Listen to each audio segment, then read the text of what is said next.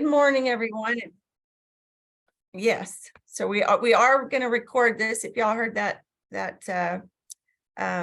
little blurb, we are going to be recording this and posting it. Good morning, everyone out there in webinar land. I'm Lori Quick. I'm the lead counselor at Rockwall Heath. Kara Everhart is here. She's the lead counselor over at Rockwall High. And then we have Allison Beliveau, the principal over at the Jean Burton Academy, College and Career Academy. And so thank y'all so much for joining us. This is our annual Coffee with the Counselors for 8th grade transition. I know there's a lot of questions for parents, especially if you don't have any older students or children. This is your first experience with moving from 8th grade, middle school into high school. So our goal today is to hope that when you leave, you have information and you feel more comfortable on expectations and credits and what the high schools and College Career Center have to offer for your students. And that, you know, the support system is strong for your kiddos and they're going to do really well and hopefully very much thrive when they get to high school. So we'll go ahead and just talk a little bit about, let me see if I can get there we go. This is going to be kind of our overview of what we'll touch on today, and we'll take turns among us covering them. We'll cover the graduation requirements and credits, GPA, what that is, courses that are required, endorsements, what top 10% automatic admission is in the state of Texas, freshman courses that are offered, how to balance advanced coursework, what a high school schedule looks like, the registration timeline, and kind of how to find out information. And then Ms. Beliveau will cover the opportunities that are available at the Jean Burton Academy for your students. I forgot, I was going to say one thing, but I think I forgot what it is. Oh, I know. In the chat, we do have the chat open and we'll be monitoring it. So if you have questions, please feel free to put them in there and we'll try and cover those questions. You know, like we hear so many people say, if you have the question, I'm sure there's 10 or 20 other people that have the same question. So that's always really, really helpful. We'll have a question and answer.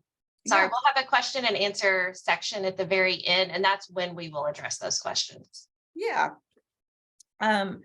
So we'll go ahead and get started. Let me see if I can go ahead and there we go.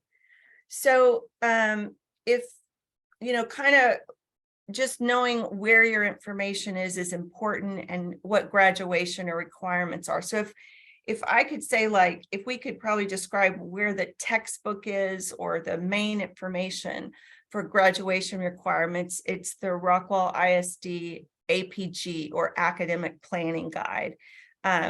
Every page has important information, but I would say if I could pick one page that's probably the most important or probably the most valid right now or important, I guess, page 15, that's going to give you the state requirements for graduation. And it's going to show you exactly what counselors and students should be looking for when they pick their courses and then look at what do I need next year and the next year and the next year for graduation. And if you look at that chart, you'll see that the total credits, those are state credits that are required to graduate, is 26. We'll talk a little bit more about courses, but generally course is either a semester where you get a 0.5 or it's a full 1 credit, meaning it goes the full year. Overall, students are expected to take 4 English, 4 math, 4 science, and 4 social studies. They also have to have a year of PE, and there's many different ways that they can earn a PE. It can be a PE credit. It can be a marching band in the fall. It can be dance. It can be, of course, athletics, tennis, basketball, football. Any of those count as athletics as well, volleyball. So in addition to those 4 English, math, science, and social studies and the year of PE, they also students need 2 years of foreign language, and it has to be a progression. So it can't be 1 year of one language and 1 year of another. It needs to be Spanish 1 and 2, French 1 and 2, or ASL, which is American Sign Language 1 and 2. And then students also need a fine art. And the fine art, again, there's lots of different possibilities. There's art, there's piano, there's band, there's choir, there's theater. Floral design over at the academy is also considered a fine art, and they just need 1 year of that. And then enough electives to get to 26. Electives, if a student takes more than, say, 4 maths, a 5th math can be considered an elective, or a 5th English, or an additional social studies. So any beyond the required can be considered either a general elective or an academic elective. And I know sometimes students get a little confused about that. So enough credits to where they can earn a total of 26. The academic planning guide is accessible on both high school websites. That's what we have snapshotted right here for you under counseling, and then of course under the APG or academic planning guide. Before we leave this page, we will continue to refer to the academic planning guide, the APG, through this entire presentation. And so I'd say that's the key piece. One of the main key pieces of advice to take away from this presentation is that afterwards, please do go to our websites and click counseling, and then click academic planning guide and look through this document. It kind of is our textbook for Rockwall ISD, and it contains every course that we offer and at what grade level that course is appropriate, whether that's at the high school campus or at the academy, and what prerequisites, what classes you have to have before you're eligible to take that class. And so I went ahead and linked it in the chat so everybody can click on the link to access the academic planning guide. So all of our screenshots are taken from that academic planning guide. So this graduation plan is from there. And we have distributed to our high school kids. And then this week, we will distribute to the middle schools. We're going to our middle school campuses this week, and we will pass out a choice sheet that has all the courses they're free to choose. But then within this academic planning guide, it has a description of each of those choices, as well as all the other classes that upperclassmen can take. Thank you for linking that, Ms. Beliveau. And we'll be posting not only this presentation, but the presentation that we'll be giving to your students when we're at the middle schools, which will be very similar to this one, as well as the choice sheet. So if for some reason your student doesn't know where they put the choice sheet, by the time they get home, you can always print an additional one, but they will be sending one home. Okay. Are we good? Y'all ready to move on? We're good. Ms. Okay. Beliveau, I think that link didn't go to everyone. Can you try that again? Yes, I can relink it. Okay, thanks. Ready, Lori? Okay. So we'll talk about this a little bit more in detail, the freshman courses. And like Ms. Everhart said, the course information, prerequisites, pretty much any information that you have about a course is going to be in the APG or academic planning guide. It's organized by categories, by English, by math, by science, by social studies. Then it's going to go to all the electives and endorsements, and we'll talk about that in a little bit. And then the front part has the graduation, GPA information. So let's talk about what is required. When we go over to the middle schools and we present to your students, we're going to tell them on their choice sheet that they have to pick an English, a math, a science, and a social studies. For English, it's going to be either English 1, it's going to be Honors English 1, or it's going to be SAGE Honors English 1. If they're in the SAGE program, that'll continue into their English class. If they want to take honors, they can, or it can just be on level. For math, that's going to be determined by their 8th grade course. For those students that are taking 8th grade math, just general 8th grade math, they'll go into Algebra 1. And for those students taking Algebra 1, they're going to go into either on-level geometry or honors geometry. It's determined by the 8th grade math class. And if you have questions, probably one of the best people to ask about that is going to be their current 8th grade math teacher. And then, of course, we can always advise students as well when we meet with them. For science, again, it's going to be dependent on what the student is currently taking in 8th grade. If they're taking IPC, they'll go into biology or honors biology. If they're just taking 8th grade science, they will go into IPC as a freshman. And then finally, social studies. They have a couple of different choices. They have, or actually 3 choices. They have world geography, honors world geography, and then they have AP human geography. The AP Human Geography is a college level course. It's the first AP course that these students have the ability to sign up for.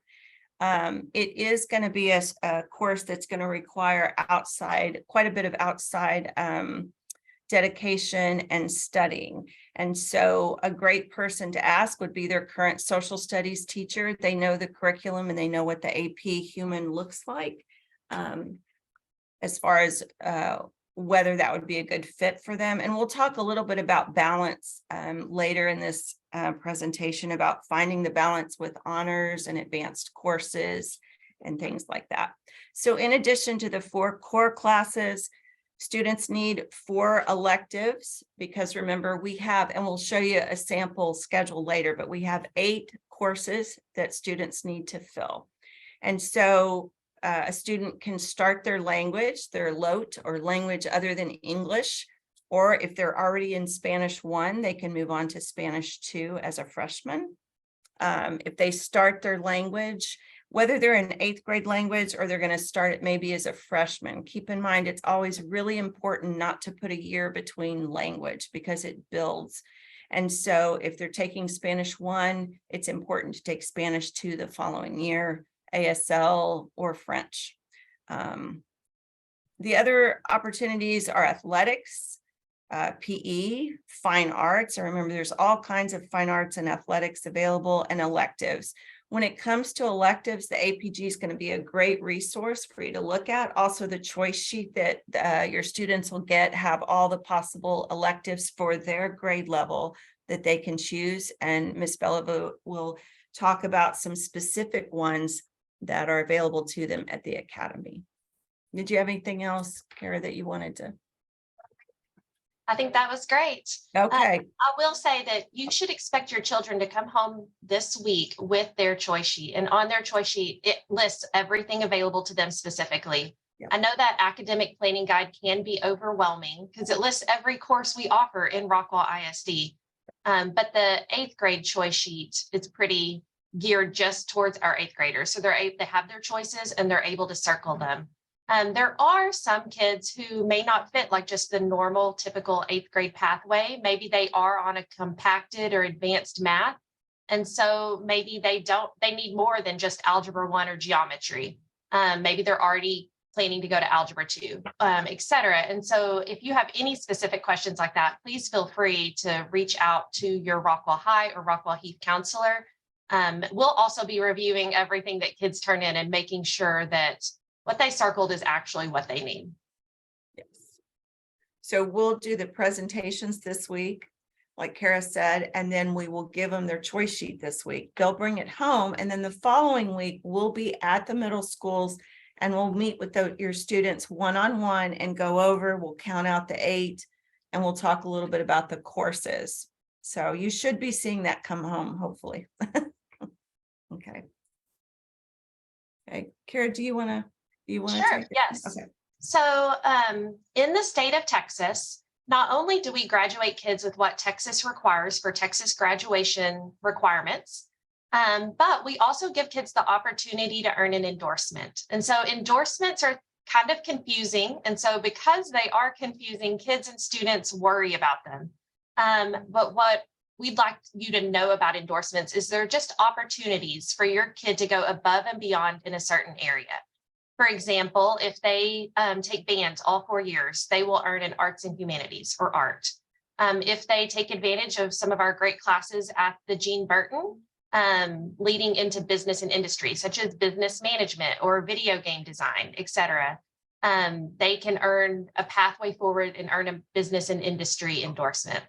Multidisciplinary endorsement, almost every kid in Rockwall earns a multidisciplinary endorsement. That just means they're a well-rounded student who takes all 4 core classes all 4 years. And so we try to encourage our kids to take 4 core classes all 4 years, even if they are also working towards public service or STEM or another endorsement. Public service involves our future educators and our health science kids and our law kids. STEM is our computer programming kids, or kids take an extra math or an extra science. And so in the Rockwall academic planning guide that we discussed earlier and Ms. Belleville linked, it has this screenshot you see. It has these columns that explains kind of all the opportunities and pathways that lead towards these endorsements. We do want to get your kids in the right endorsements. And so that way we can help guide them in their future career choices, but we also don't want them to feel trapped. And so if, as we know, your 8th grader doesn't know that they're going to be a fashion designer or a famous chef yet. And so if they decide to change their endorsement, they are able to do that when they're still like a freshman and sophomore. And so while they still have opportunity and time to take 4 consecutive courses in one of those pathways. And so we are able to change that in the future. So don't worry that what you're choosing now is what you're choosing for your kid's career. We also want you to know that in Rockwall ISD, most of our kids earn multiple endorsements naturally because we offer 8 classes all 4 years. That means your kid has the opportunity to take 32 classes before they graduate high school, earn 32 credits, while Texas only requires 26. So they are naturally going to take extra classes in these pathways and earn multiple endorsements. Ms. Belleville, would you like to chime in on the endorsements? I actually have that on my slide, so I'll let you. Okay, good. All right, so we'll touch back on that. So if you have questions on that, please ask us, but also we want you to know that it can be confusing and your counselors are tracking this, and we will make sure that your kids who are college bound are earning endorsements. And so it's not something to stress or worry over. It's just an opportunity Texas gives them. And also colleges are accepting kids from across the nation. So it's not really a college acceptance criteria as much as an acknowledgement for their hard work while they are high school kids in Texas. And just to, again, like Kara said, this page that you're seeing kind of, it divvies up the 5 different categories of endorsements, and it is part of the APG, the academic planning guide. So it's a good reference, and it's right next to where the graduation requirements are. So you can see it, it's at the very front. So, okay, let me go ahead and move on.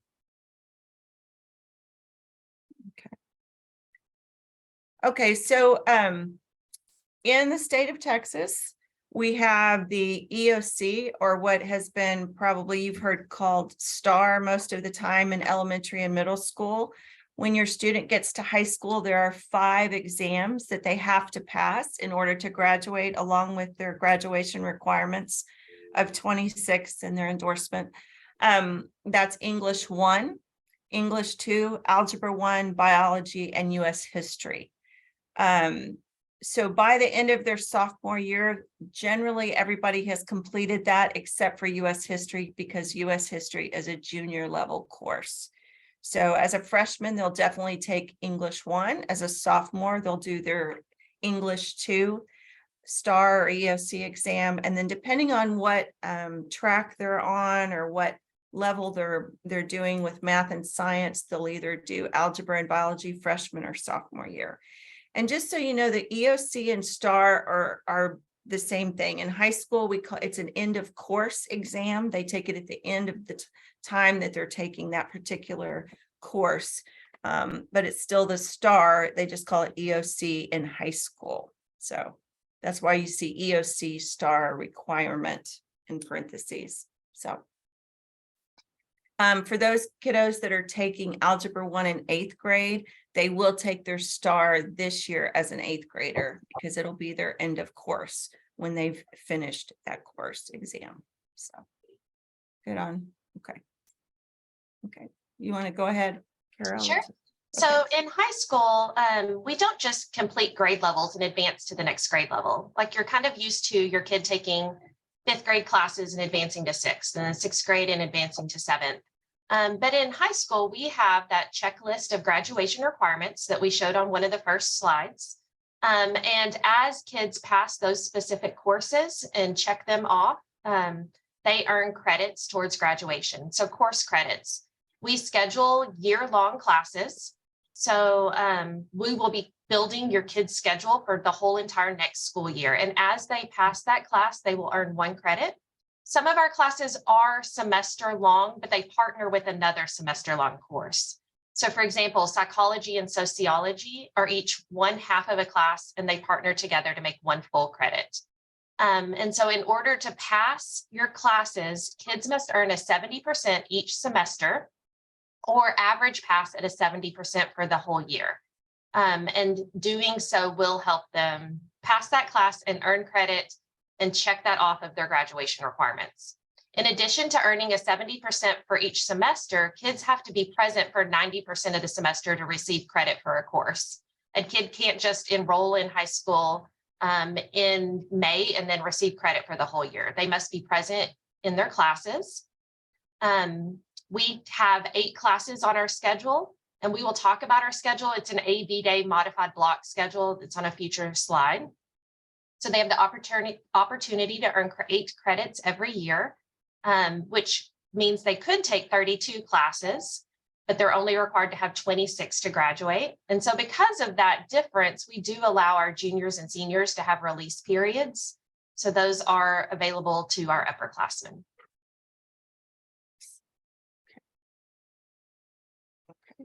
I'm going to go ahead and move on.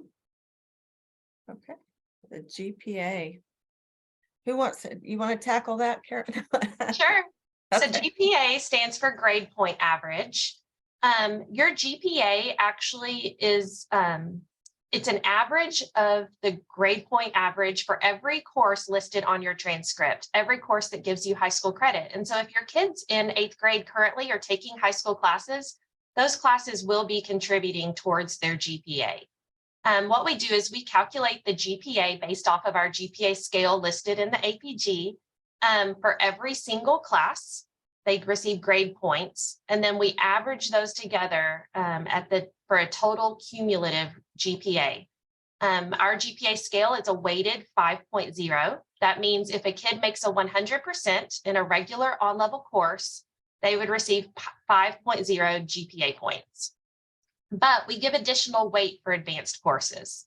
And so if you look at that scale, you'll see that our dual credit and our honors classes receive an additional 0.5 GPA weight, and our AP and IB courses receive an additional 1.0 GPA weight. And that's because we know those classes are harder, and we know it's harder to make the grade in that class. It's easier to make a 100 in an on-level course than an AP course. And so we want to offset that difficulty and give them additional GPA weight. But those GPA weight points only go towards the GPA, not the final grade. So kids still must earn a 70% in order to pass that class and earn credit for the year.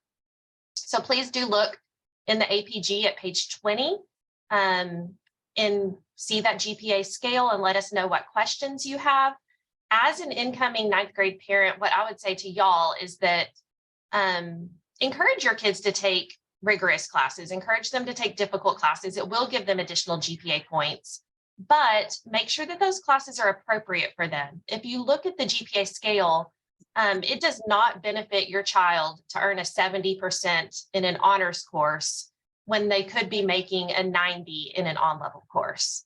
So what I would say is take honors classes in the classes that you are willing to do extra work, to do extra homework, but don't be trying to earn all those GPA points and then struggling to pass an overwhelming course load. And so we'll talk about balancing difficulty on a future slide. But the best way to raise your GPA is just to do well in classes that are appropriate for you, appropriate for your skill level, and just do well in those classes. Anything else, Lori?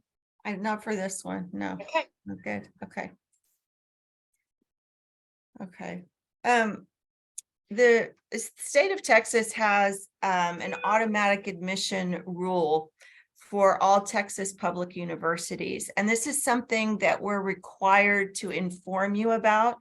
So as incoming freshmen, it's just put this in your, okay, I remember them telling me this at one time, and it might become a little bit more, or it will become more relevant as when you're a junior or possibly a senior. The Texas automatic admission policy says that anyone who is in the top 10% of their graduating class, in other words, by the GPA, when we rank them, if there's 500 in the graduating class, that top 50 based on GPA will be guaranteed automatic admission to any Texas public university. It doesn't mean necessarily that they will get their major of electrical engineering. And it also doesn't, they still have to do the application. They still have to meet deadlines. They still should do the essays or whatever's required for the application, but they are guaranteed admission to the college, the public university. The only exception to that is the University of Texas at Austin. They've been at 6% for several years now, but all other public Texas universities are at 10%. So it's just something to keep in mind and know that that is available to those students that get in the top 10%. The one thing that I always like to mention is that's only 10% of the population of a given graduating class. That means 90% of the students won't be in this particular category, but they will get in good colleges and do great things. So this is just one little facet that's available, but it certainly doesn't speak to those 90% that are going to do great things and go to great universities. So just putting that out there. Did you want to say anything else about that? Okay. That's great, Lori. Okay, let's move on. Okay, we probably will both have something to say about this one. This is advanced academics and what to know. And I think we touched on this on GPA. I won't go through all the individual bullet points, but what I will say is that I would think when you're thinking of advising your students and you're talking about, should I take all honors classes or all on level, some things to always keep in mind are your time management skills. What are the other things do you have going on? Are you doing band? Are you doing athletics? Do you do outside activities with your family? And then what are those courses that you feel are really your passion? Is it English and science? Is it math and science? I think you really have to kind of think about kind of easing into it. You know your student, and hopefully your student has kind of figured out what works for them. But I will say that as you go into high school, it's not just honors classes. You're looking at AP courses, like we talked about AP Human Geography. That's a college level class, and you're talking about a couple of hours per night, and that's just one class. So when you look at it, I think trying to find a balance, and like Kara said, it's important to do well and let your students do well. It'd be better for them on some classes to be an on level and make a 90 than to be in an honors and be at a 70 and be struggling and be stressed out all the time. So for me, as a mom, as a counselor, as an educator, it's important that finding that balance so you can feel successful and confident, but not too stressed out. I'll let Kara speak to some of that too, because I absolutely agree with what Lori said. We find that our kids are just used to taking all honors in middle school, and so they take all honors in high school. And we know that they're capable of it. It's not a question of capability. It's a question of time and stress. And so moving from middle school to high school is in itself a stressful process. But also remember that you're moving from 7 classes in a school day to 8 classes, as well as removing an advisory period. We do not have wildcat time or pack time or cane time. And so there's not a lot of time here at school to accomplish the homework. It truly is homework that will be done at home. And so the difference between on-level and honors courses most often is just the amount of homework load. And so unless you are a child who has a large amount of time in the evening to contribute to an extensive homework burden, I would not recommend taking all honors or all AP courses. Keep in mind that extracurriculars take up a significant amount of outside time as well. Our kids practice before and after school more hours than they do at the middle school level. And so it's just, what do you have time for? And what are you willing to commit? How much time are you willing to commit to homework rather than what you're able to do? We know your kid's smart and we know they're able to do it. We just want a healthy balance for their academics to make better grades in the classes that they're in, as well as their stress and emotional health. Yes, I think the biggest thing is, like Kara said, there's only so many hours in the day. And depending on what else you're doing and how you how the student manages their time is going to be a real indicator on what will be a good balance for them. Yeah. So, okay. Okay, so the IB program. Carrie, you want to talk Sure. about So that? IB is a great opportunity for our kids in Rockwall ISD. It begins their junior year. So we have kids at Rockwall High and at Heath who are able to participate in our IB program as juniors and seniors. They can be diploma candidates. And so in an IB course, every single course is available for college credit, and it gives that additional 1.0 GPA weight. IB candidates are highly sought after in college. It's very prestigious. In order to, as an upcoming ninth grader, in order to prepare for IB, what I would say is that you need to be taking honors classes that will prepare you for those college level courses, as well as your languages. We offer IB Spanish and IB French. So I would consider that when you're choosing your language. Computer language and American Sign Language will not lead into the IB program. But IB is just a cohort with international mindedness, where every class is a college class and you're with your cohort of kids and you're approaching your courses through international mindedness. And we will go more in depth as you're entering your junior year on this program. And if you have very specific questions about the IB program, both campuses have an IB coordinator, and we can put you in touch with them to ask some real specific questions if you have some for that program. So I just saw a comment. Please repeat which languages are not available in IB. It would be sign language and then computer language. Our kids can earn foreign language credit in their computer science classes at the academy, which is pretty incredible for them. It's a great opportunity. But if you're looking for a future in IB, I would recommend Spanish or French.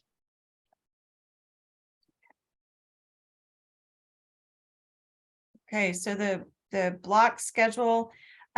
So I think right now you have 7 classes at the middle schools, and they're pretty short, if I'm not mistaken. They're like 45, 50 minutes, something like that. We are on what is known as a modified block schedule, and we alternate our days from A to B, A, B. And not every Monday would be an A day. Not every Tuesday is going to be a B day. It just alternates from one day to another. When we have a holiday, you just pretend like that day wasn't there. And whatever the last day was, you're going to continue the altering of A, B, like that. Why it's modified is because every day students will always have first and eighth. At Heath, we always say it's like a sandwich or a hamburger, right? The bun doesn't change. You get first and eighth. What changes is what's inside. So on A days, you're going to have 1, 2, 3, 4, 8. And on B days, you're going to have the higher numbers of 1, 5, 6, 7, 8. So the 1 and the 8 are consistent and stay there. What changes is the 2, 3, 4 or the 5, 6, 7. First and eighth, because they have them every day, they're going to be a little bit shorter. And then the ones that they have every other day are going to be 90-minute blocks, I believe. There's a couple of examples there. The academy does not have classes first or eighth. So any classes that they have would be at their home campus during that time. And then there's an example right there of like if they had algebra first period, they would have algebra every day. And then Spanish 1, they would have it every day. What would change again would be like their electives, their social studies and English that they have either 2, 3, 4 or 5, 6, 7. And what's amazing is how fast students pick this up. I usually have to ask students, what day is it? Are we on an A day? Are we on a B day? And they always know. At first they're like, oh my gosh. And then, you know, the next day they're like, oh, it's an A day, it's a B day. And they just like lock onto it. So it's good. Yeah, that's our schedule. Okay. Oh, okay. Laura, I want to say something real fast about. Oh, yeah. Let me go back. Sorry. Yeah. Since we're talking to 8th grade parents, you know, we always have students that get on the bus to the academy on the wrong day, and that's okay. And we know that happens, and we hold buses and get them back to the high school. So don't worry about that. They'll get into the groove after the first couple of weeks, but it happens all the time. So don't stress about that. Yes, they're always going to be safe. So if they do, that's a very good point. I forgot to say that. So 1st and 8th, they'll be at their home campus, but all other times, if they have one of the classes over at the academy, they'll catch a bus, whether they're at Rockwall or Heath, and they'll catch it. And those buses are a continual cycle at those given times to take them over there so they can take classes over there. And they get used to it. It becomes pretty normal. But yeah, there are the ones when they might miss it or something, but we'll take care of them. All right, let me go ahead and, okay. So Let me chime in on that as well before we Yeah. go on, just because I saw a question in the chat. And Yeah. so some of our classes at the academy and for instance, band classes that are double blocked, they are double blocked. They take up 2 class periods because those classes want to meet every single day. So for instance, if your kid is in band, that will take up 2 of their 8 class periods. And they would, for example, have band in 2nd and 5th period. So the 2nd period of the day, every single day. Most of our incoming 9th grade classes at the academy are single blocked. They're just 1 class. But as they progress through that pathway, they become double blocked. For instance, culinary as a 9th grader is just a single class. It just takes up 1 of their 8 classes and they'll meet every other day, either in 2, 3, 4 or 5, 6, 7. But as they progress through culinary, it will become double blocked and they will commit 2 of their 8 class periods to it. And so it would meet every single day in 1 of those long blocks. Thanks. So our 8th grade registration timeline is listed up here. They're very similar. Heath and Rockwall are pretty much about the same dates for everything. Or this week, like Kara said, we're going to be at the middle schools doing presentations. And then the following week, we'll be meeting with the students one-on-one to pick those choice sheets up. The pre-flight and becoming a jacket day, you know, we just had our Sonoma. It wasn't as big of a Snowmageddon as it was, a year or 2 ago. But so because of district testing that the students are going to be doing at the middle schools, we are going to do it virtually. We've had to do that in the past with COVID and other times, and it's worked really well. Fear not, however, because we will be seeing them next week and this week, and we will have fish camp that comes right before school, and both schools have that, and they will be able to come up to the school and walk around and everything like that. Let me see if there's any dates that we are, once they turn in their choice sheets and we input all that information, we will have a verification page that will come out to them. We'll probably deliver it during one of their courses. We'll give it to the middle school counselors.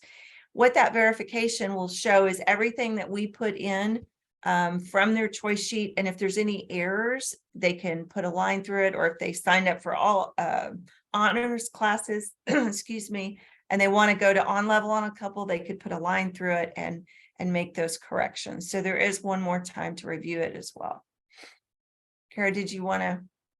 No, Okay, We're excited to come to the middle school classes this week and to have conference and meet one-on-one with each of your children next week. So it's looking probably forward one to of meeting our favorite, yeah, it's probably one of our favorite times of the year because we, because I mean, yeah.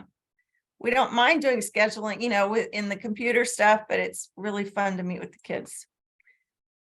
Okay, so for Heath, and I'll let Kara speak to hers, but it's very similar on both high school pages. When you go there, we have a counseling website. It's up at the top. That's what you're seeing a picture of where it says counseling. And when you click on that, we have all our dates of registration. We have the presentations that we've given to all our grade levels, and we have our copies of our choice sheets. So if someone loses one, they can print one. We also have them for those students that are on our campus. We have them here in the counseling office, and we will give the middle school counselors some extra copies as well. It has access, our counseling page has the APG link. Remember, our textbook to everything that is graduation and courses is there for you. And our emails are on there as well. So this is our Rockwall page. So same thing, you'll go to Rockwall High School's website, and then do you see that grayed out square that says counseling? You'll click on counseling, and we have everything there. We have the link to the academic planning guide. We have everything, registration and scheduling. We're going to go over a voiced over presentation with your kids this week and then pass out their choice sheets. And that presentation is linked there as well as the choice sheets. So like Lori was saying, if they don't come home with it, you're welcome to print that out and go over it with them. It does also have each of our kids' counselors and a picture of them and their email address. We break kids up by their last name. So I'm your counselor if your kid's last name starts with an A, hi. But it also lists all of the other counselors and their alphabets. And so if you have a question about middle school, we really encourage you to reach out to your middle school counselor. But if it's about high school and next year and scheduling, the best person would be your Rockwall High School counselor. So please find out, scroll down, see who their counselor is, and send us an email.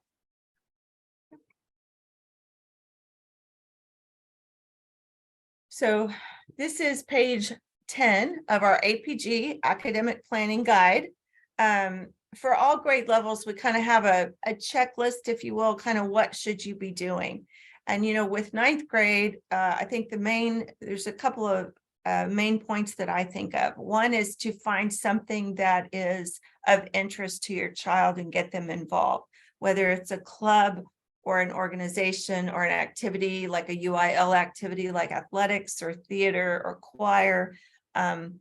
Students have always, and it's been proven, always do better when they have a connection to the school and feel a little bit of ownership in the place that they go every single day, right, during the week.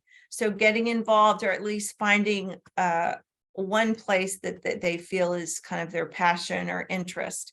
And then just, in Skyward, just like at your middle schools, that's how you see assignments and grades. And I encourage you to, sit with your student and, make sure you both know how to see the grades and when they're turned in, and if assignments are missing, and how to maybe contact the teacher and how to approach the teacher and asking, and kind of what they've done, hopefully in middle school, but just building on those skills for advocating for themselves if they're struggling in a course, and talking to the teacher about it, and for parents to reach out to the teachers as well. So getting involved, finding that balance, and just working on, the grades and kind of the whole grade system in high school, I think, and meeting their counselor too. Anybody, Kara, did you have anything else? Just That's great. yeah, okay. Getting involved and doing well in the classes that you choose. Yes. And I would say too, if you're struggling, reaching out to the teacher, and then if you feel that your student is completely, just breaking down, you please always reach out to the counselors, especially as incoming ninth graders. Okay, we have reached our transition. Hey, good morning again. Laura, you could go ahead and actually go to the next slide. Okay, I serve Rockwell ISD in two capacities. I'm Allison Bellavo. I serve as the Executive Director of Career and Technical Education and the Principal at the Dr. Jean Burton College and Career Academy. So several of your students have already been in CTE courses at our middle school, such as our robotics or STEM or college and career readiness. And then we have some CTE courses at each high school, but the bulk of them are here at the academy. We have on the call here this morning our two counselors, Ms. Mark and Ms. Corbin. And through some of the questions you guys have asked, they'll be able to help answer some of those questions as well. Lori, the next slide, please. Okay, so always get asked who can attend the academy. We have actually other school districts asking if their students can come here. Due to our capacity, we are only open to Rockwell and Heath students. We do have private schools that have asked, homeschool, things like that. But any student that is enrolled in Rockwell or Rockwell Heath can come to the courses at the academy. You just request them on your schedule through the pre-registration process. We serve learners from all levels. And each period we have approximately 500 students from each campus that we bus over. So we're servicing about 1,000 students every single period. And as Ms. Quick had said on that modified block schedule, we have the block 2nd, 3rd, and 4th, and 5th, 6th, and 7th that we have students here. So we are quite large. This year we actually had to have our adult college classes, which are on a secured side of the college side, could only meet at night because we had to take over all of those classes for our high school students this year. As I mentioned, the transportation, we do bus students each of the block periods. They can drive. Obviously, I wouldn't expect a freshman to be driving. But as part of your back to school forms, the parent permission to allow your students to drive to the academy, that's one of the forms that you do sign. And then we do have a parking permit that is required to park here at the academy in addition to the one at the high schools, because we do have some students sometimes that want to come over and see their boyfriend or girlfriend, and they don't actually go to class here. They might have an off period. So we have high security and we monitor all of that. So we do have a parking permit required. We don't transport for 1st or 8th. As they said, we don't have 9th grade classes here, 1st or 8th. We do have a dual credit medical terminology that will be taught 1st period, but that's for juniors and seniors. And they will have to provide their own transportation. And then we have a lot of activities here. We'll talk about that in a minute, but all of our teachers sponsor a student organization. And so at the end of the day, we have an activity bus that comes from each campus to the academy, and then students get picked up in the evening whenever their activity is over. And again, this is the schedule that we have here at the academy. We did have to go to 3 lunches this year with expanding how many students that we have. And so we will continue on with that same schedule for next year. They talked about endorsements already. So there are 5 endorsements in the state of Texas. And here at the Burton Academy, we offer 3 specific endorsements. So our first one is STEM. And within the STEM endorsement, we have 3 programs of study, which is our engineering and aerospace, cybersecurity, which includes our computer science, and then our manufacturing as well. And on the next slide, you'll see just what basically in a program of study, what it looks like from 9th through 12th grade. And then the industry-based certification. So each of our endorsements have an industry-based certification. We've aligned each of our programs of study within that endorsement. And that basically is a certification that students can have gainful employment after high school. And I know that not every student is going to go to college and not every student is going to go straight into the workforce, but a lot of students have to work while they're in college. And so I always say, why not work in the field that you're interested in, that you're studying in? And these certifications can help students have a higher paying job in college. as well. And then our student organizations, again, all of our teachers have to sponsor a student organization. And so we've aligned that with our different endorsements. And I do want to say that in the APG, actually on page 71 is where all our CTE endorsements start and the courses that we have here at the Academy. So if you're looking at that APG, you're looking at page 71 to start that. So our STEM is pretty large district-wide. We have over 2,700 students in our STEM program. Business and industry is the largest endorsement in the state of Texas. And so we have just a ton of courses here at the Academy that lead to all of the different business and industry endorsements. There are a lot of different career clusters and programs of study, from floral design to fashion design, culinary arts, marketing, commercial photography. They're listed there, and they're also listed in the APG as well. So a sample program of study would look like the next slide, Lori.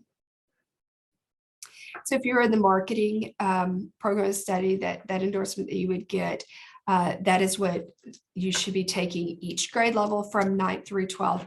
And again, we have that very spelled out in the APG. So the APG is like really your go-to for everything. You should be utilizing that from, looking at the 4-year plan all the way 9th through 12th to just looking at what is next year or even next semester for your courses. Again, business and industry being the largest, we have over 6,800 students district-wide in that endorsement. Crave Cafe, I just want to talk about that for just a minute. If you have not had the opportunity to eat at the Crave Cafe, we are open to the public. This Friday night will be our last one, I believe, for the year, because we're hitting contest season. And so they're not able to continue that during the spring. So I believe this is our last one. So if you haven't eaten there, you don't have to have a reservation. We did have to have reservations before. We've opened it up. It's completely student operated, and that fits in the business and industry endorsement through our culinary arts. So you will not be disappointed. If you have a local business and you're interested in booking a lunch meeting, we do private bookings for lunch only. The last one that we have here at the Academy is a public service endorsement that includes health science, which is a large program, law and public safety, which actually starts at the high schools. So principles of law is taught at each high school campus, and then education and training. So this is a sample program of study that you would go through if you were interested in the law program of study. I will tell you the 9th, 10th, and 11th grade is focused pretty heavy in law enforcement. So if your child is interested maybe in becoming a lawyer but doesn't want to do the public service endorsement, that court systems and practices is actually open to any senior. They don't have a prerequisite for that, whereas a lot of our courses you do have to take in order because there are prerequisites. But we have a lot of students that they just take that court systems and practices, are interested in becoming a lawyer, and rarely not in all of our law enforcement programs. Large one again, just over 3,500 students. Okay, dual credit. I've seen a couple of questions come across about dual credit. And Ms. Corbin does our Collin College dual credit for our court area. And then Ms. Mark does our CTE dual credit. And so we'll go through all of those questions at the end here in just a minute. But if it is a dual credit course with Collin College, for our core area, that's all offered here at the Academy. We do have some students that come over just for dual credit. They don't have any of our elective courses over here, which is fine. But we also have a lot of students that have our elective courses and then have their dual credit courses here as well. Allison, can I just mention on the dual credit, just so you guys know, dual credit will start usually junior year if you're interested in taking those. And the dual part again means that they're going to receive high school credit along with college credit for those courses. Thank you. And those are taught by the college professors. So that is completely Collin College staff. Students do have to fill out all the paperwork, and there's an FAQ on our GBCCA website about dual credit. So we have a tab just for dual credit with the FAQ, all of those deadlines. But again, your child is going into 9th grade, and so you're looking at 11th grade before you can take these dual credits. So right now our dual credits are English and history, and then we have 2 in the math area. What I would add to that, that as an incoming 9th grader, if you are looking for college credit opportunities, dual credit is not available till your junior year, like they said, but the 2 college opportunities 9th graders do have would be AP Human Geography and Social Studies, and then AP Computer Science Principles. And so those are great opportunities to earn college credit as a 9th grader. So we also have our career and technical education dual credit. Our health science is located here at the Academy. Starting next year, we will have our automotive tech, automotive body, which is collision, and welding with Collin College at the Allen campus. In the past, we've had students go to Eastfield for these courses. But now that the Allen campus is open with Collin, and we've had our agreement with Collin, we're switching to that, and a bus is provided for the Allen Tech campus. And so students don't have to drive there. You don't have to worry about that. And Miss Mark is your go-to person for that. Again, that is juniors and seniors for even our technical adult credit as well. I mentioned our student organizations, and I know Ms. Everhart, Ms. Quick talked about really getting involved in high school. Again, all of our courses here have a career and technical student organization. They are listed on our website, but here is what we offer, and they're all tied to the program of study that they're in.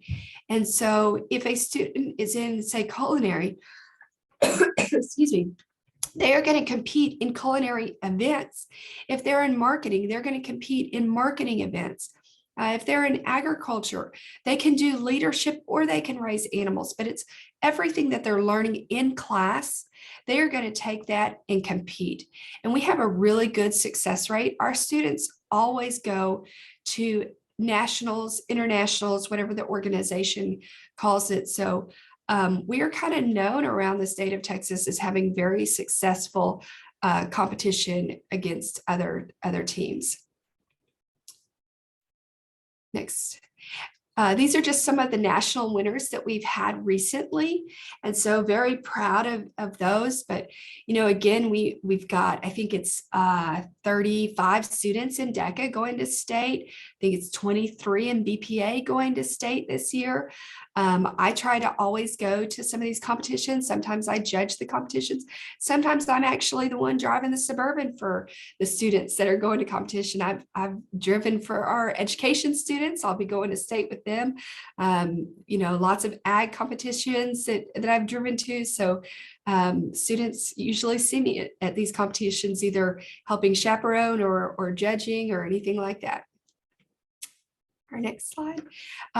Again, as the counselors have said, your academic planning guide needs to be like your go-to, your best friend that you're looking at. And so I've linked that. You can also find it at each counselor website, as they've said. And then our GBCCA campus website is a great place to find information as well.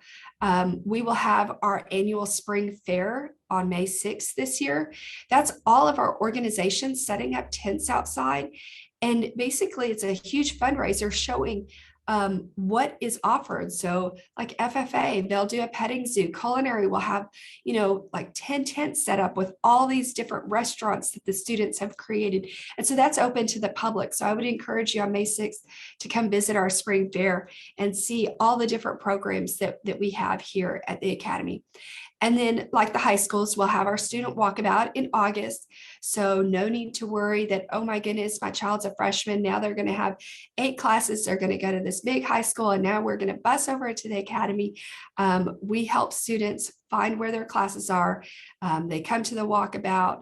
They get to find where their classes are before class actually starts in August. And then I always end all of our presentations with our Better Together slide. We have lots of these. We do these every year, these Better Together pictures, because truly that's what the Academy is. It brings Rockwall and Heath together for our Rockwall ISD community. And I love seeing students from both of our campuses and then seeing what they do and create here at the Academy. So our last slide that we have is the Q&A. And so again, I'm going to start at the beginning and just read each question that came through, and all of the counselors will be able to answer that, or actually some they'll have that I will answer as well. So our first question that we have here is for off-campus PE. How do you qualify for that? Would Taekwondo qualify? How do you go about getting the off-campus PE credit? I would say it's not just a matter of qualification. It's really, truly a matter of following through the correct paperwork and procedural steps. So our district contact for that is Mrs. Janice Longino. And so if you email your Rockwall High or Heath counselor, we will send you her information. And you need to go through an authorization process where that organization where your child takes an off-campus sport is evaluated and approved, and you fill out the paperwork. And then once that is approved, we are able to add it to your schedule. Okay, so the next question is, do the advanced classes and language classes taken in middle school count towards high school graduation? And so I do not believe any of our language classes count for high school graduation. Is that correct, counselors? Well, so Spanish does. Oh, okay. You're right. My son did that. So Spanish one. And then your algebra, geometry, IPC. Yep. Okay, there seems to be some misconceptions about computer science substituting for a language other than English. Can we comment on that? So if you will look at starting at page 54 in the APG, and I believe Ms. Everhart talked about this earlier. Yes, the computer science courses here at the Academy do get the language other than English credit. Do you want to expand on that at all, Ms. Everhart or Ms. Quick? I would say that when I became a counselor, colleges recommended against computer language. Some colleges wouldn't accept it, like at that time, A&M did not. But now every college to which our children have applied, I have yet to have seen that be a problem. Colleges across Texas now embrace computer language as a foreign language, and I do not believe that would be a detriment. So if your kid loves to program or sees a future in computer science, I wouldn't be hesitant to encourage that as their foreign language. I would just say that it's always important to check with whatever university that you want to apply to. So if they already know, if they're already passionate and I'm definitely going to A&M, I definitely am going to Arkansas, wherever, just send an email to their freshman advisor or any advisor and just say, my kid's thinking of taking this in high school. Would that hurt their chances for admission? It's always great to consider that. Yes. Okay, the next question. Students are required to choose their 4 years of high school. Will they have an option to make changes after the first year in high school? And is it too much to choose 4 years in advance? And so I know Ms. Everhart mentioned this before. There's usually an opportunity after freshman year. Maybe you took intro to culinary and you took principles of education and training, and then all of a sudden you decide, wait, I want to become a vet. So now you need to go and take your agriculture courses. And like Ms. Everhart said, typically after your freshman year, sophomore year, sometimes you can still change and earn that endorsement. But like both counselors said, that multidisciplinary endorsement is going to be available for all students. I would say too, that just the general 4-year plan, like if when you write it out, if you think, okay, I'm going to take all honors English and AP English, and then, junior year comes around and you change that to on level or dual credit. I mean, I always think of the plan for high school as generally fluid, meaning it's gonna change. And I think, that's what we see. It's rare that it just stays exactly how you did it in 8th grade. So that's definitely expected, just based on growth and interests and what you learn as you go through this process. And so please know that every single year, every single course is a separate independent registration event. So if your kid if they're taking on level social studies their freshman year, they are welcome to take advanced or honors social studies the next year. They can move up in rigor or down in rigor in every class in every year. Just know that it is harder to change from on level to honors if you're just not used to that homework load that's expected by that teacher. But your kid is certainly able and welcome to do that. Okay, the course selection sheet does not have Sage Honors English. Do they write it in? Yes. If students are currently in an advanced math pathway and are in honors geometry, would they write in honors algebra 2 or honors on-ramp algebra 2? Well, I think that that's going to be a conversation with their counselor, and I would also say a conversation with their current math teacher to kind of figure out what they feel would be the best for them. If they have any confusion over that choice sheet, if they feel like a course is missing, or if they feel like a course that they should be in is not there, we are meeting one-on-one with each kid as they turn it in. So they're certainly welcome, and we want them to discuss that with us as they turn them in. For sure. Is there still a beginning dance class for fine arts? We have Dance 1. Dance 1 is actually in Texas able to be a fine art or a PE class. If the dance teacher is PE certified, it can be PE. If not, it's fine art. And so we let our kids choose which one they would like that to be. Will you guys be rescheduling the visits to the high schools? Go ahead. So I had a conversation with my principal yesterday, and he said that at this point, we just don't see how it's feasible to fit it into the schedule. So because of state testing at the middle schools, and we're meeting with, we're going to Williams tomorrow, and then we're going to Utley the next day. And so we're continuing forward on our registration timeline. And so we don't see how that's possible. Also, we want your kids here. We're so excited to meet your kids, and we're excited for them to be on our high school campus. But all of the opportunities we afford them in Becoming a Jacket Day and in Pre-Flight Day, we also have at Fish Camp at the beginning of the year. So there's not going to be something they miss out on that they won't have as a future opportunity. What are dual credit courses weighted? They receive the additional 0.5 GPA weight, the same as honors. Is there a place in Skyward where we can check classes against graduation requirements as they take them? Something we can use yearly for planning and future scheduling? I would think the best way to do that is to, once they create a transcript, which will happen as they move over as a 9th grader, we use a system called Parchment, which is how you order them, but you can also have access to your transcript and see a copy of it. That shows you what you actually have officially earned for the state of Texas moving towards graduation. And I would use that along with the page 15 in the APG to kind of say, this is what I have, and this is what I still need moving towards the 26 credits.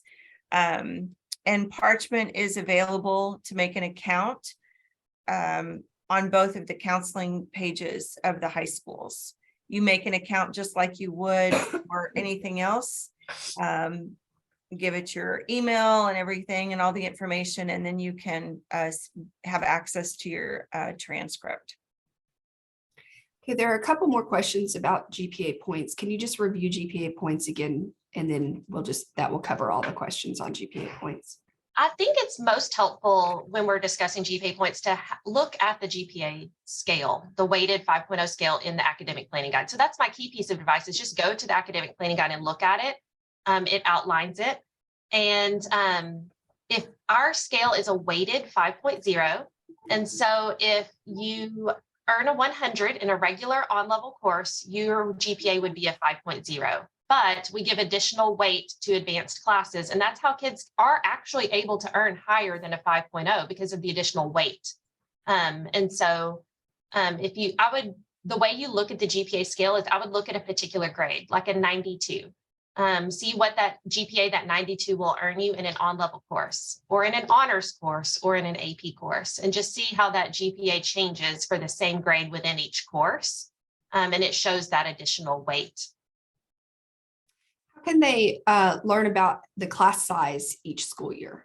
Like how many students are in that class? I would just email and ask the counselor. Right now, currently at Rockwall High School, our graduating class it was 688 at the beginning of the year. But at semester one at the end, some kids transferred out and we have 677.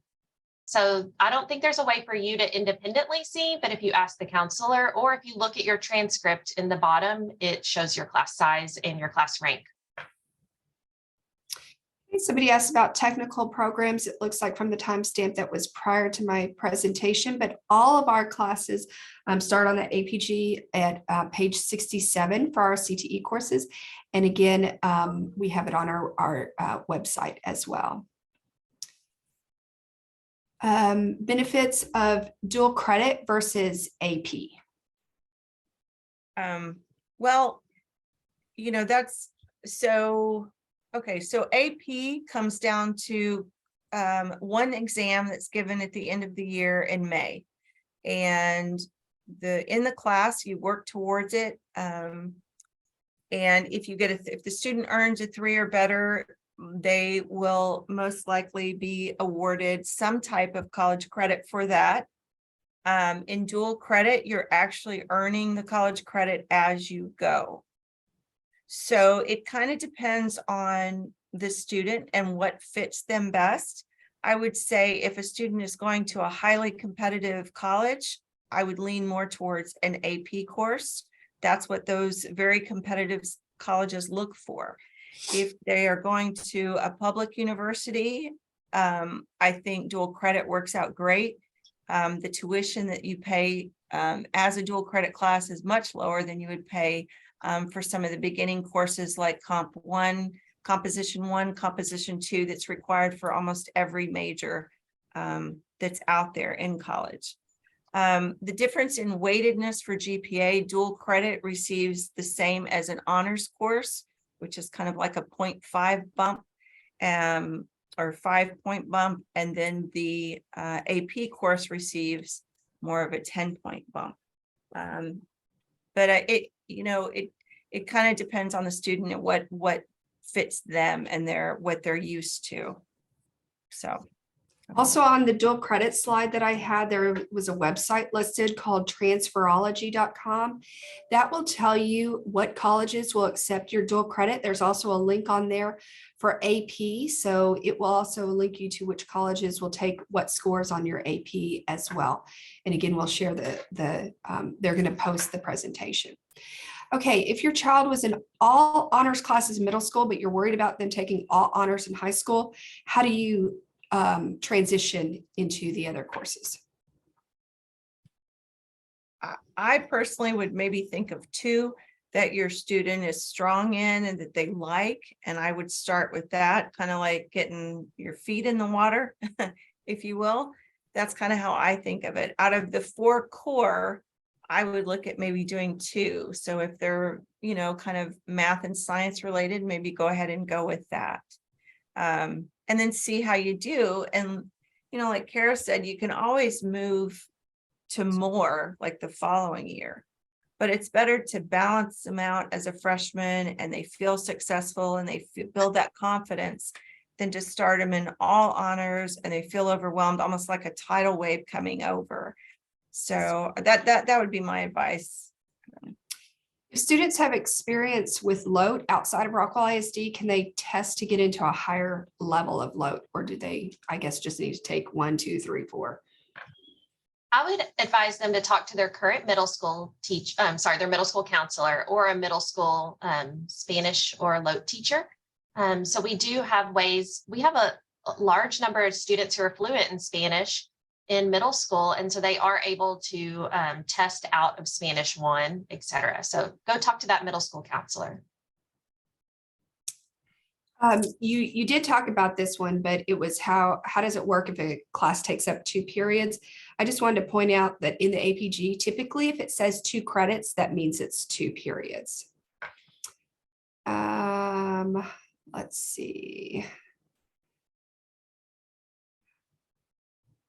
Somebody's asking if there will be arena scheduling this year. I haven't heard this year. We haven't gotten the final information for if we're gonna do that or not. So we're just waiting. We're just working on getting the choice sheets into Skyward at this time. So we know that we have everything that the students want to take in the input part of it. Is golf considered a PE credit? It is. Yep. It's an athletics and PE. It would be good to address this. In high school, athletics are handled differently than the way they are in middle school. So in middle school, you just sign up for boys athletics or girls athletics, and you just take whatever sport is in season. Well, we have many sports that overlap or in season at different times, and we don't actually just schedule into athletics. We schedule into the specific sport. So if you're a girl that plays softball, we would go ahead and schedule you into softball, and you practice off season with your team until your sport comes in season. If you're a student athlete that plays multiple sports, we would schedule you into whichever one comes first. And then once that first sport wraps up, we would change you into the next one. So you schedule into the specific sport. So I would, on your choice form, circle whichever one happens first. Okay, you just answered about 4 different sports questions in that one, so good. We have someone here that their child is coming back to Rockwall ISD, and so they're not currently enrolled. So when does new student registration start? So we're receiving your documents and your applications right now. So if you go to the Rockwall ISD website, even if you've been a previous student, you still have to fill out the new student enrollment form. And so you would go ahead and fill that out and begin sending our registrars your required documents. And then our registrar will be in touch with you about scheduling for next year and when that can occur.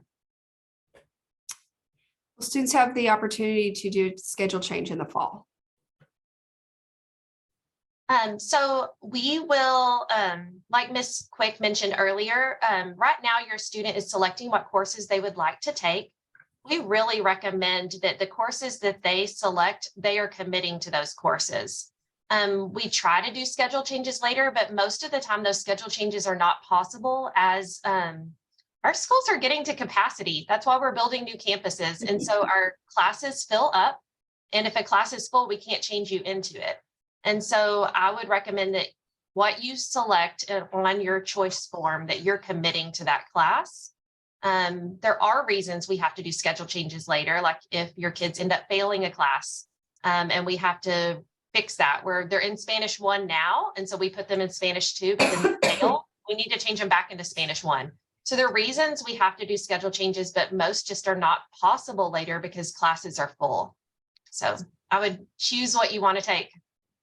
We do have a process for honors or AP courses to go to on level at 6 weeks into the fall, but that's only for advanced courses to go to on level, and it requires a form. At least for us, it requires a form and proof of tutoring and stuff like that.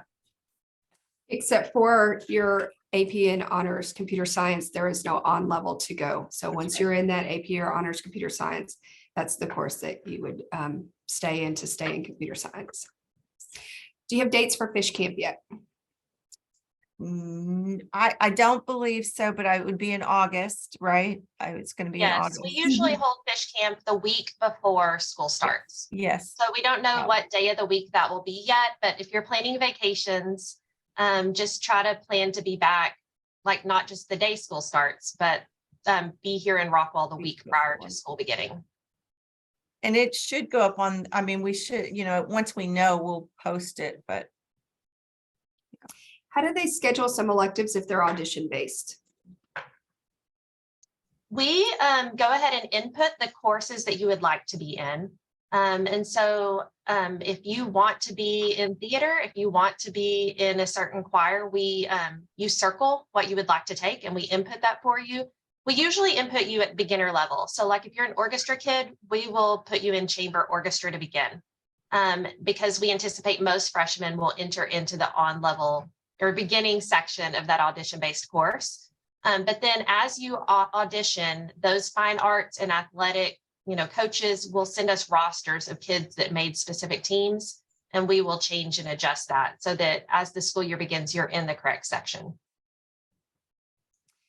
Can students take classes at the Burton Academy in the summer? We do not offer classes in the summer at Burton Academy. Can students take Collin County classes or dual credit classes in the summer? What classes are offered? Where do we get information about that? Ms. Corbin, will you talk about that? Yes, so for dual credit classes, if we offer government and econ to all upcoming seniors for them to take in the summer. And then if a student has met with their counselor and they have like a plan in place to graduate early, then we work with them and see like if they need to take an English class or if they need an extra history class or whatever to take in the summer to get those credits ahead so that they can graduate early. We'll work with them on that. And then we do approve classes if they need other classes outside of graduation requirements for them to take concurrently, if they know that they need that for whatever their plan is for college. Can we make contributions to the Burton Academy through United Way? If so, how does the money get distributed and used? We do take sponsorship all the time, not through United Way, just to specific programs. And then we give a donation letter to people that donate money for their taxes, because we're always looking to sponsor students to go to contests and things like that. Let's see. Here's another one about dual credit. If they're in geometry in 9th grade, can you take the dual credit math courses as a sophomore? So I believe the parent that asked that said their kid was in geometry this year. So the progression through math is algebra 1, then geometry, then algebra 2, Yeah. and then advanced math. And so after geometry would be algebra 2. And so after that point, we do have discussions about what's appropriate for a kid to be successful in specific maths. So we would discuss that later. Okay. Is DECA offered through the high schools? DECA is a marketing organization, and that is offered through our business and marketing courses here at the Academy. That is a co-curricular after-school activity through our business and marketing programs. What organization for students interested in medicine? That would be our health science area. And the student organization that goes along with that is HOSA. Is Principles of Business offered at the home campus? Yes, it is. That is a 9th grade course that's offered at the home campus. Okay, you talked about that one already. Travel time built into busing for the Academy. Yes, we start classes when the buses arrive, and then we release classes in time for the buses to get back to the high schools. Okay, so that was the next couple of questions. Can you guys verify that you are going to post this presentation and where you're going to post it? It'll be on the counseling websites for both high schools. Okay. And just to remind you guys too, not that, I mean, you guys are already listening, but we will be doing a live session. We'll actually be at Utley Library at 5:30 today for anybody that didn't make it or you want to talk to us live. But the presentation will be the same, essentially. Another question about load ASL, is that accepted outside of Texas? Yes, it's American Sign Language. And so it is. Same thing though, I would recommend you contact your university to see what foreign language they require if there's a specific university to which your child is already passionate about attending. Yes. Okay, if a child is taking orchestra in Spanish in middle school, how many electives are still needed in high school? So an elective is just, Ms. Quick mentioned earlier, kids and parents get confused about what is an elective or what isn't an elective. An elective is just something beyond the checklist of requirements. Really, an elective just helps you get to your needed 26 total hours. And so what I would say is their middle school classes help check off those required courses. And so if they've already taken some, then that's fantastic. But they still are going to take 8 classes their freshman year. They're going to take 8 their sophomore year. They will have an 8-class period schedule their junior and senior, but they're welcome to take 2 release periods if they would like. And so they still are going to take 8 classes as a freshman.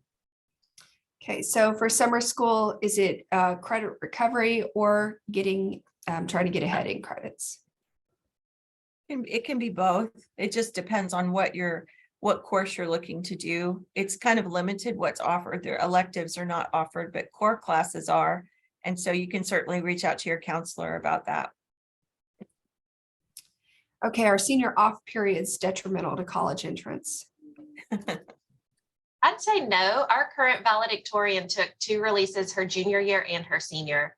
So I would say that your GPA is an average. And so if you, the fewer classes you take, the fewer classes are averaging within that. So it's better just to do well in the classes that you're taking. A lot of our kids take release periods as well to go to work. And I think that I think kids should work in high school. It's beneficial to them. So I don't think that they're necessarily bad. If they're not using them for study or work time and they're just at home sleeping, maybe so. Maybe they should be in class instead. Can you take more than one fine arts course in a year? Oh, yeah. Absolutely. As many that'll fit for you and that you want to take, we have a lot of good ones. Because once you take art, like the initial art, then you can pick like what medium you want to do. So if you wanted to do sculpture or drawing or painting, and there's advanced, and then there's choir, a lot of good ones. Yeah. What are the fees for on-ramps? I'd say I don't remember off the top of my head, but it's in the APG. It's also on our websites. Yeah. You're also welcome to email us and we'll look it Yes. up and tell you. I want to say like $100 about. That would be an average, like a guesstimation there. It's not exact, but it's close. And that fee is not, it's not our fee. It's On-Ramps is a program through the University of Texas at Austin. And that is their fee. So we pay them for the course. But On-Ramps is also not available until, I guess until Algebra 2. And so that would be sophomore if you're very advanced. But most kids, it's their junior year. So freshman parents don't need to worry about On-Ramps. Yeah. Are there descriptions about all the different student organizations in the APG? No, student organizations are listed on the websites for all 3 campuses. Yes. Can you participate in dual credit and athletics at the same time? Absolutely. We have a ton of athletes in dual credit. Let's see. Addressed a lot of these. About how many students are in like a core class, like geometry? What's the average class size? I would say 28 probably on our campus. I'd say about 30 on our campus. Yeah. Depends Ideal on is what 28, period. but it's Yeah. usually- Yeah. 28 to 30. I would go with that as well. Yeah. This Say depends. on- 28 to 32. Yeah.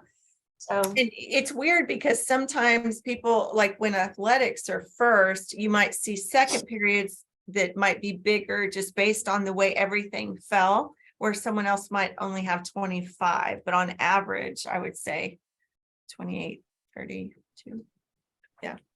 we truly do try to make class sizes as small as possible. Yes. Yes.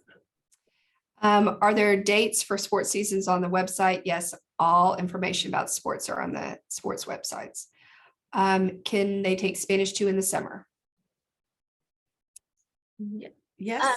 They Yeah. can, yes. And so I would recommend, in that case, contacting your counselor and we'll give you that specific information through email. Yes.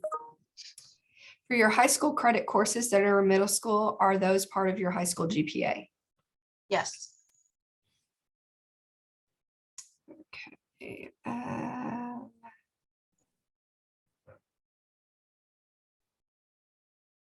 eighth graders coming into ninth grade, do they need to do the new student enrollment on the website? No, maybe I misspoke earlier or was confusing, but the kids who need to do the new enrollment are kids who have withdrawn from Rockwall ISD and are returning. From someplace else. Correct. And so Yeah, your eighth graders, it will be a seamless transition. right. Are there student volunteer opportunities through the schools that can help fulfill the NHS requirements? Yes, the NHS sponsor will be able to help you get all of that information for volunteer opportunities.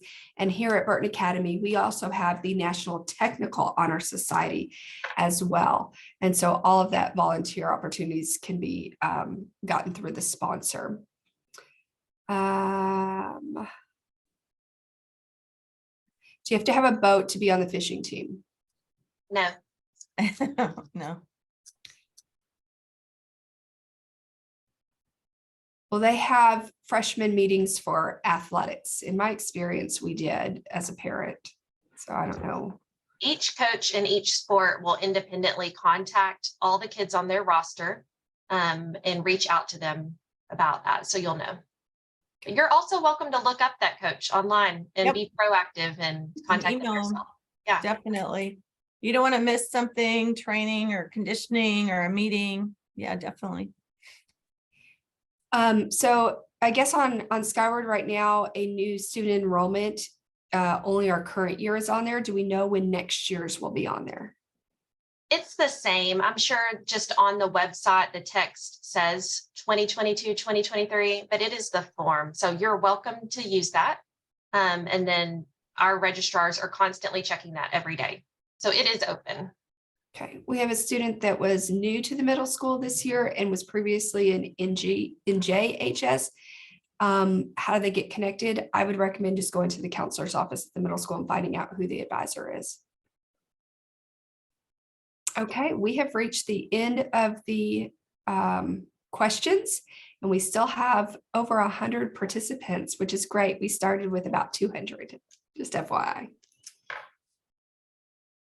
Okay, so I guess if we don't have any more questions, please remember that we will be posting this presentation and the other presentations on our website, and the choice sheets will be on there. Counselors are available via email at both high schools and at the academy. And we will have a live presentation almost identical to this one, but like I said, we'll be in person at the Utley Library beginning at 5:30 today. And all 8th grade parents are welcome to join us. So. And then also, we truly do want, as your child progresses through high school, one of our goals for them is they begin to self-advocate. And so we will be at middle school campuses this week and next week.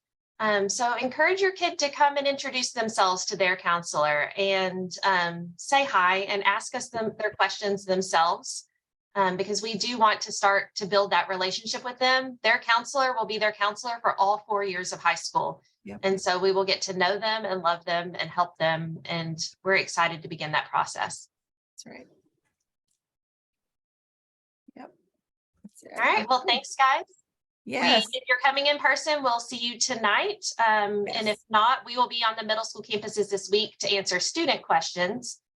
So if you additionally have more questions, feel free to email any and all of us, Ms. Corbin and Ms. Mark and Ms. Beliveau for academy related questions, and then Ms. Quick and the Rockwall Heath team for Rockwall Heath, and then myself and the Rockwall High team for Rockwall High. You can see your individual counselors' alpha breakdowns on our websites. Yes. We're excited to meet your kids. Yes, someone just asked who will be replacing Miss Baggerman. We have a counselor who's retiring, who's been here, and she's phenomenal. So I don't know that anyone will be able to replace her, but we will do our best to try and find someone, and we will miss her. So, but she has a giant countdown outside her office. She's on week 19. Somebody asked if it's the same information tonight. Yes, it's the exact Yes, same presentation exact same. tonight. Yeah. Someone asked if we could have this in Spanish. We could work with our bilingual program, maybe see about doing a voiceover for our presentation as well. Yes. Okay. Thank you all. Yep. Thank y'all so much.